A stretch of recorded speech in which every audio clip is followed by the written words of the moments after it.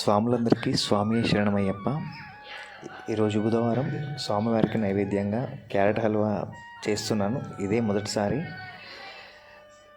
దీన్ని గజార్ హల్వా అంటారు, కానీ అందరికీ క్యారెట్ హల్వా అంటేనే తెలుస్తుందని చెప్పి క్యారెట్ హల్వా అంటున్నాను.